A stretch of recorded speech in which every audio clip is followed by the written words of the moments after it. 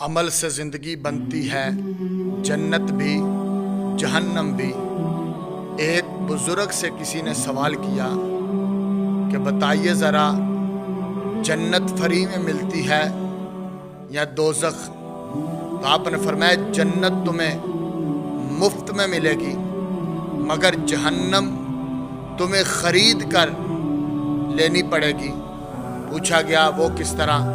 تو فرمایا جنت نماز پڑھو گے تو جنت فری میں مل جائے گی، قرآن پڑھو گے تو جنت فری میں مل جائے گی، فرمایا حج کرو گے تو جنت فری میں مل جائے گی، فرمایا ہمسایوں کا خیال کرو گے تو جنت فری میں مل جائے گی، فرمایا اگر اپنی بہنوں کا خیال کرو گے تو فرمایا جنت فری میں مل جائے گی، فرمایا دوزخ تمہیں خریدنی پڑے گی۔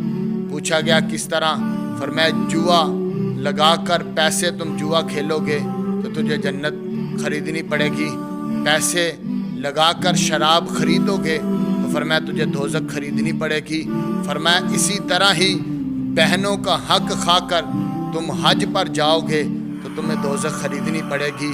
تو اس لیے بھائیو، رمضان کا مہینہ آنے والا ہے اور اپنے عمل کو بڑھاؤ، جہاں ایک فرض ادا کرنے سے 70 فرضوں کا ثواب ملے گا، جہاں ایک نفل پڑھنے سے ایک فرض کا ثواب ملے گا، اس مالک کی رحمت تو ہمیں اتنی وسیع ملے گی، مگر ہمیں اپنا کردار بھی ٹھیک کرنا چاہیے، اپنا عمل بھی ٹھیک کرنا چاہیے۔